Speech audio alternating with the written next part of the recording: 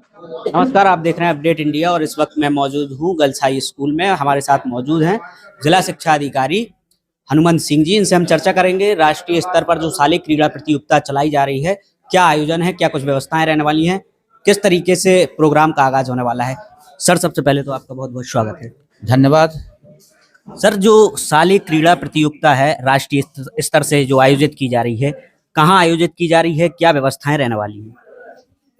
School games federation of India इसके अधीन जो अंडर 14 हॉकी प्रतियोगिता संपन्न हो रही है 22 से 27 दिसंबर तक, उसके लिए नगर के होटलों में आवास की व्यवस्था की गई है और स्टेशन से जो है आवास तक, आवास से ग्राउंड तक और ग्राउंड से आवास तक परिवहन की व्यवस्था की गई है। बच्चे जो दूर से आने वाले हैं, अलग अलग राज्यों से जो आएंगे बच्चे, उनके खाने की क्या व्यवस्था है, रुकने की क्या व्यवस्था है और उनकी सुरक्षा को लेकर क्या इंतजाम किए गए हैं?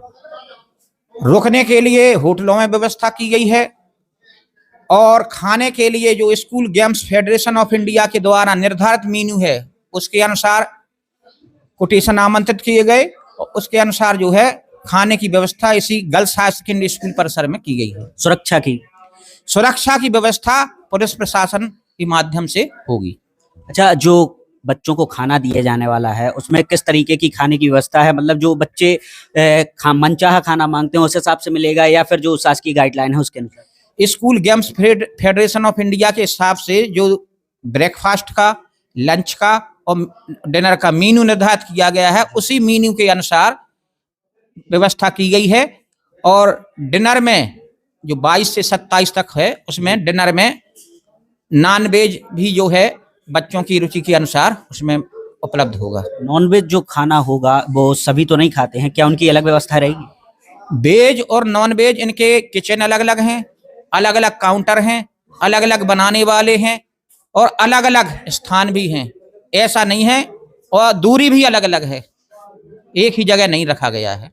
अलग अलग स्थान है, अलग अलग उसका किचन है, अलग अलग बनाने वाले हैं, सर्व करने वाले अलग अलग हैं। जैसा कि अभी चर्चाएं की जा रही है, अंडर 40 शालेय क्रीड़ा प्रतियोगिता है। कुछ लोग इसमें कह रहे हैं कि 18 साल के बच्चे हैं या 22 साल के, इसको लेकर आप क्या साफ करेंगे? इसके लिए school games federation of India के जो रूल्स रेगुलेशन हैं तो जिले से संभाग तक, संभाग से राज्य तक और फिर राज्य से 3 स्तरों पर उनका परीक्षण होता है, तब जाके राज्य की टीम जो है यहाँ राष्ट्रीय स्तर पर सम्मिलित होती है। तो इस प्रकार की जो है ये बात से मैं सहमत नहीं हूँ कि अंडर 14 से ज़्यादा बच्चे उसमें सम्मिलित हो रहे हैं, क्योंकि जो स्कूल का उनका रिकॉर्ड भी होता है, जब बच्चा कक्षा 1 में एडमिशन लेता है तो उससे लेके पूरा रिकॉर्ड उनका रहता है और वेरिफिकेशन होता है हर स्तर पे। और उसी स्तर से जो school game federation of India के जो मानक निर्धारित किए गए हैं उसी के अनुसार टीमें यहाँ पर सम्मिलित होती हैं। अच्छा, मैदान कौन सा रहने वाला है जहाँ बच्चे प्रतियोगिता दिखाएंगे? ये जो गेम है अलग अलग गेम है या फिर कोई एक चिन्हित गेम है? एक ही प्रतियोगिता है, हॉकी प्रतियोगिता, वो भी अंडर 14। ग्राउंड कौन सा रहेगा? ग्राउंड जो है यहाँ पे 2 ग्राउंड है, लेकिन वो गंजी खाना वाला ग्राउंड रिजर्व रखा गया है और अधिकांश सभी प्रयास ये रहेगा कि सभी प्रतियोगिताएं इसी एस्ट्रो टर्फ पर हों। हमारे चैनल के माध्यम से जो देखने वाले दर्शक हैं उनसे क्या अपील करना चाहेंगे? दर्शकों से हमारी अपील है कि बच्चों का उत्साहवर्धन करें और टीकमगढ़ जिले के लिए गौरव की बात है कि टीकमगढ़ जिले को यह अवसर प्राप्त हुआ है राष्ट्रीय प्रतियोगिताएं संपन्न कराने का। तो पूरे नगर के सभी जनप्रतिनिधि, गणमान्य नागरिक, छात्र छात्राएं, अभिभावक और पूरा प्रशासन इसके लिए जो है उनका उत्साहवर्धन स्वागत में हाजिर है। और हमारे ये प्रयास है और हमारे जिले के सबसे बड़ा गौरव तो ये है कि हमारे जिले में ऐसे कलेक्टर महोदय हैं माननीय श्री विवेक सरूती जी, जो कि बहुत ही संवेदनशील हैं और पूरी पॉजिटिव मानसिकता के अनुसार पूरा हम लोगों को उनके दिशा निर्देश प्राप्त होते हैं और उन्हीं के दिशा निर्देशन में हमने राज्य स्तरीय प्रतियोगिता को भी बहुत ही उत्कृष्ट तरीके से संपन्न करवाया है और इसमें भी उनका सबका मार्गदर्शन है और उसी प्रशासन के मार्गदर्शन के अनुसार ही हम लोग अपने कार्यों को अंजाम देते हैं। हम एक बार फिर उस स्थान के बारे में पूछेंगे जहां पर ये खेल आयोजित होना है, क्योंकि दर्शक अधिक मात्रा में वहां पहुंचे और खेल का आनंद ले। दर्शक के लिए मेन स्थान बता दें।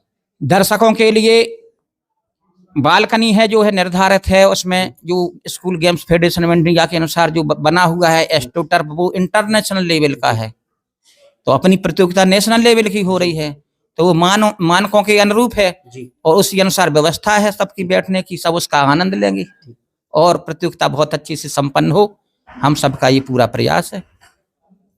जिला शिक्षा अधिकारी ने इस शालेय क्रीड़ा प्रतियोगिता जो राष्ट्रीय स्तर से आयोजित की जा रही है उसमें सभी को न्योता भी हमारे चैनल के माध्यम से दिया है। अधिक से अधिक मात्रा में आप वहां पहुंचे और खेल का आनंद लें। तब तक के लिए नमस्कार।